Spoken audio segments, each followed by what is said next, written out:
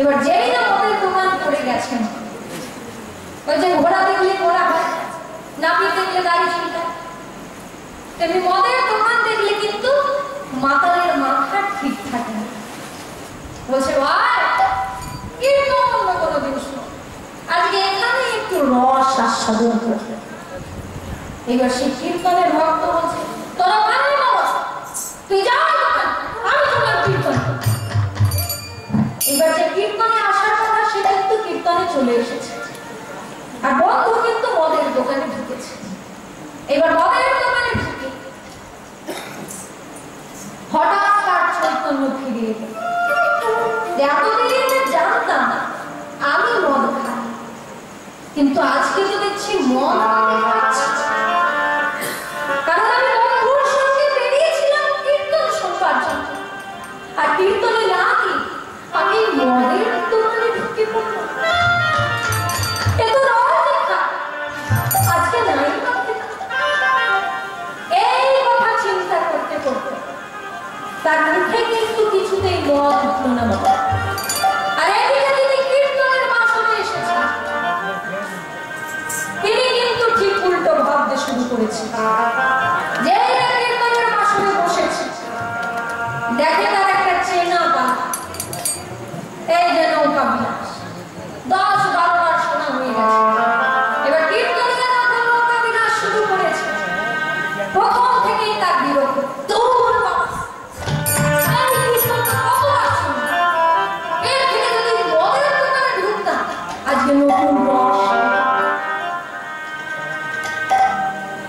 রাত্রে দুজনকারই মৃত্যু। এবার জগ লোকে গিয়ে বিচার হচ্ছে, যে গেছিল কীর্তনের আসরে সে যাবে নরকে, আর যে গেছিল মদের দোকান সে যাবে স্বর্গে। আর আসবেন কীর্তন শুনতে। বলে এরকম উল্টো বিচার হয়ে গেল কেন? তাদের চিন্তা ভাবনা উল্টো হয়ে গেছে।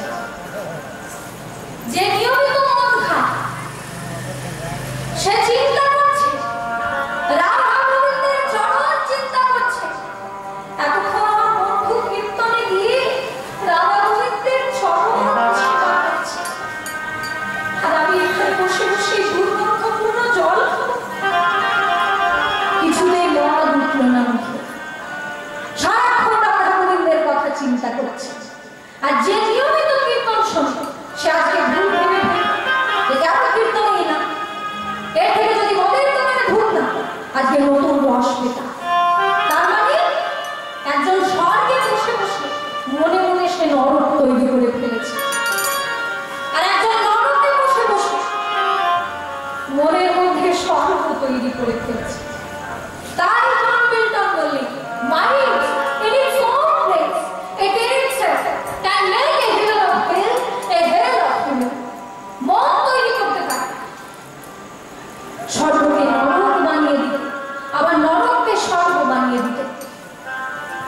তা গোবিন্দ তিনি যখন যাচ্ছেন তার মনোরথে রয়েছে রাধা রানী। আমাদের মতো সাধারণ জীবকে শিক্ষা দিলে মনোরথে আরোহণ করতে না পারলে তুমি কিন্তু আমার কাছে আসতে পারবে না। ভাবিনি মনোরথে চলো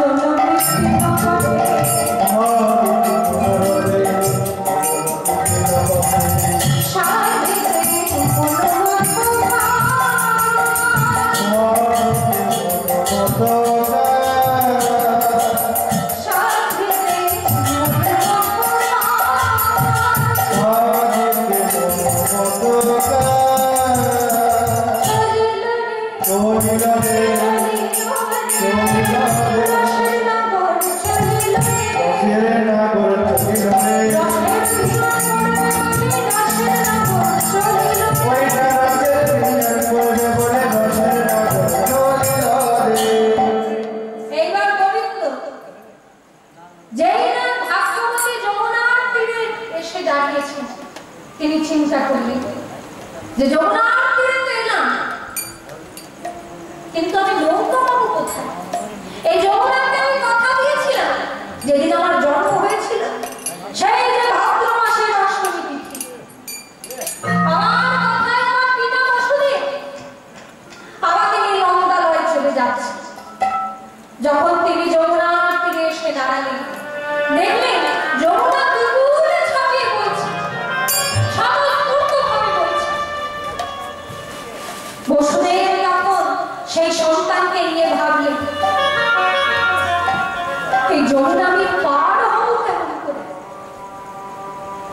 বিদ্যুৎ চমকাতে শুরু করবে।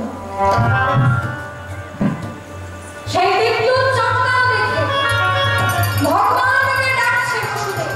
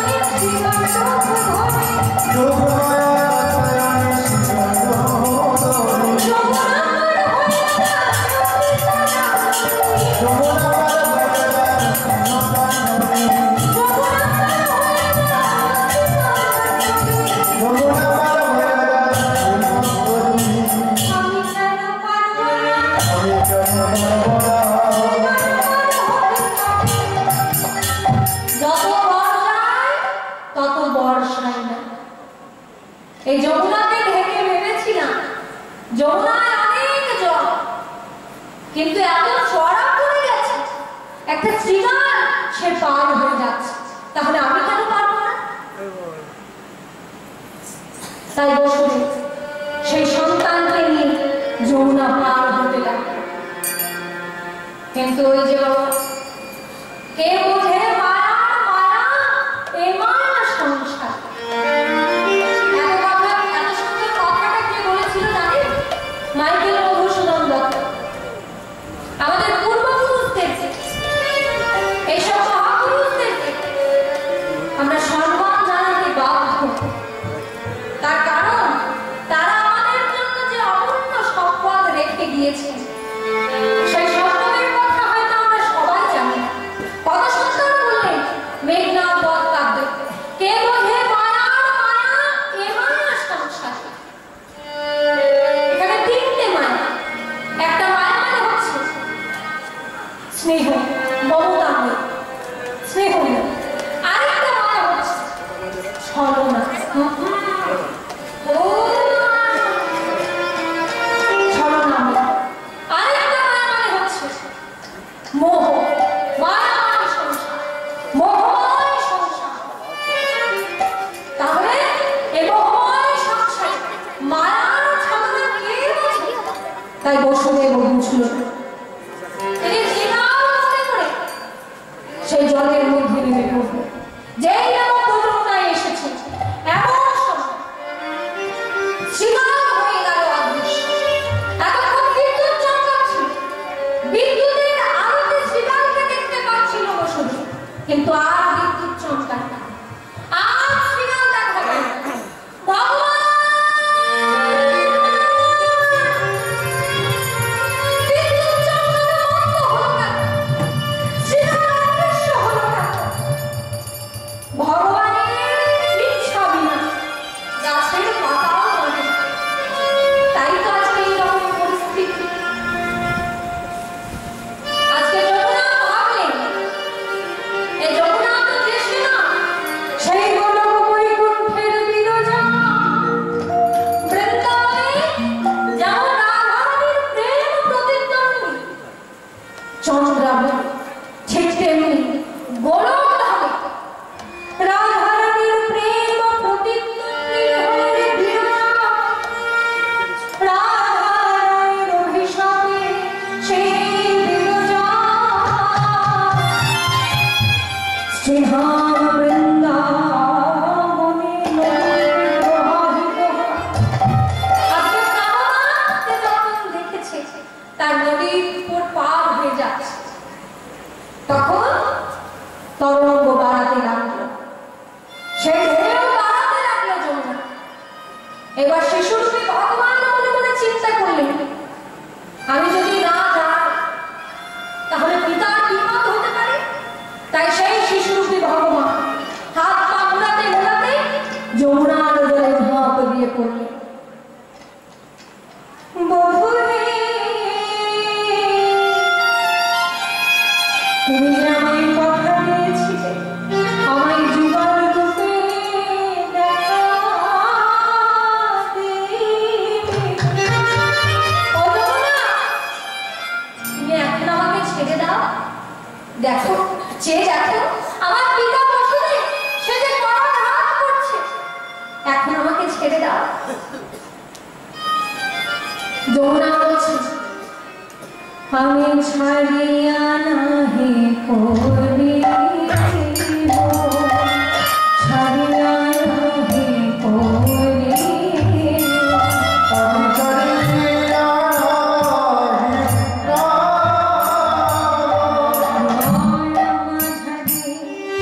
পরাম যেখানে সেখানে লুকায়ে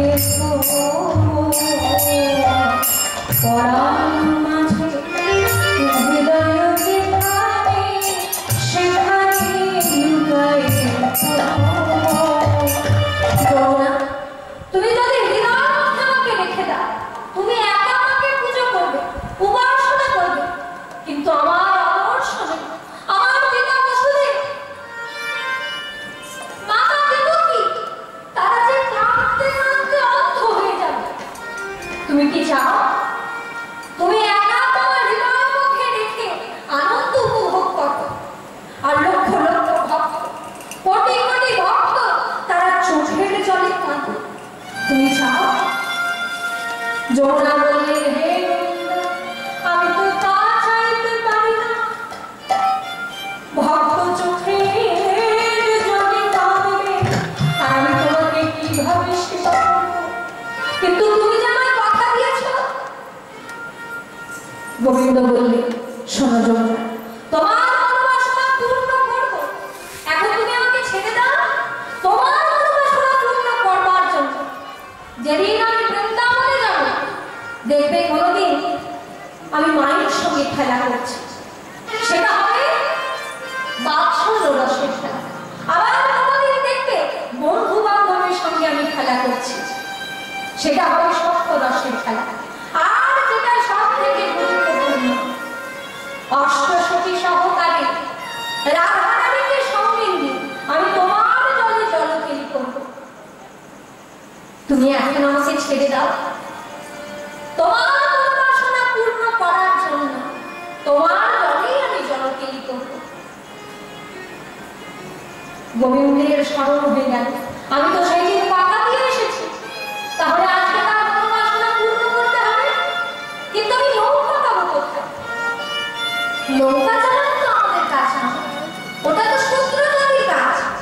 আমি যা নিয়ে এখন টানাটানি করতে চাইছি না, কিন্তু প্রসঙ্গ যেটা আসবে সেটা তো আমাকে বলতেই হবে।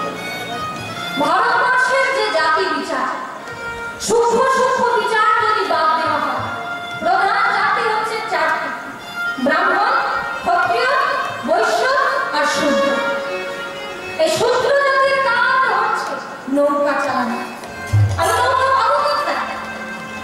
অসাধন সাধন কটিয়া সৃজন স্বর্ণপর্ণ হয়ে, হে মা যৌবন আমায় একটা নৌকা তৈরি করো। ওম কাত্যায়ন্যায় নমো নমঃ। ত্বং স্বাহা ত্বং স্বাহা ত্বং হেব ষটসার সরাত্মিকা সদা তক্ষণে ক্রীড়া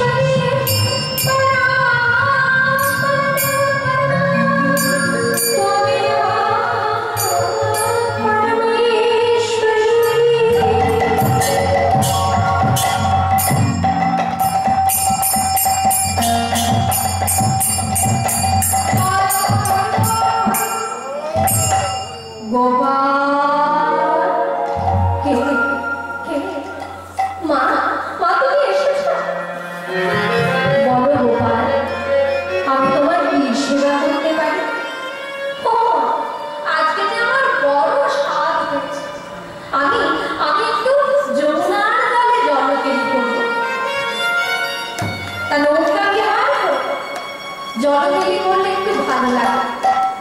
তা তুমি আমাকে একটা নৌকা তৈরি করে দিবে না? নাবিকটা কে হবে? তুমি তো, নাকি অন্য কেউ? ও মা, সে কি গো? আমি তো নাবিক হবো বলে তোমার কাছে আমি নৌকা চাইছি। তাই? তাহলে গোপাল যদি নাবিক হয়, যাকে তাকে নৌকা দেওয়া যাবে না। তুমি যদি হও তবে আমি হব দেহ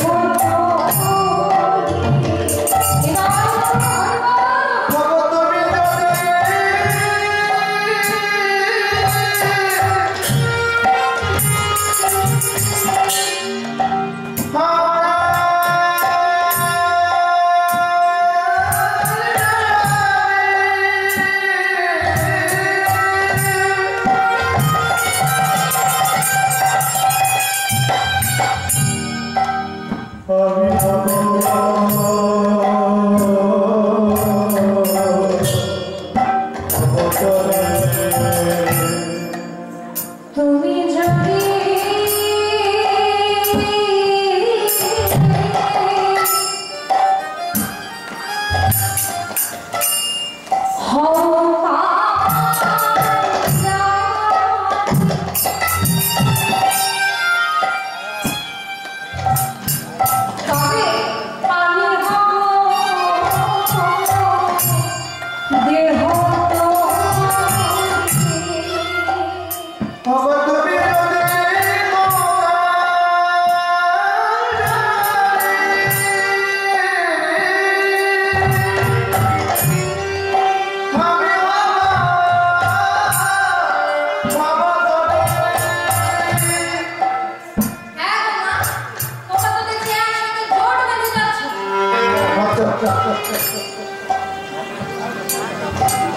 তাহলে কি করবো বলুন?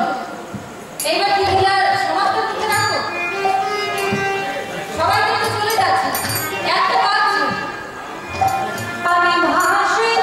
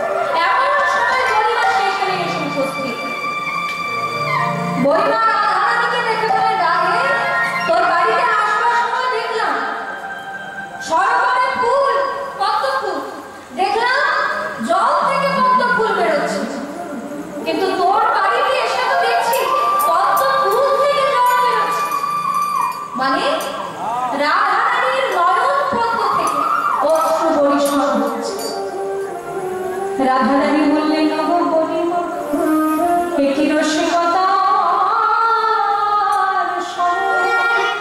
কৃষ্ণ বলে আমি কাঁদছি আর তাই নিয়ে তুমি রসিকতা করছো। বলিবা বললে রাধে কান্না করলেই হবে? গোবিন্দ দেয় ওইদিকে নাবিক সেজে এসেছে। চল আজকে দেখবি চল গোবিন্দের সেই নাবিক বেশ দর্শন করবি চল।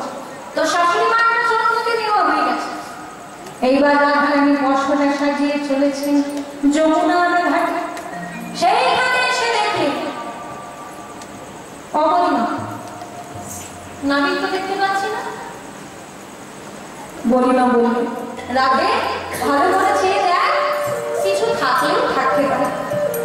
রাধারানী বললেন বহুদূর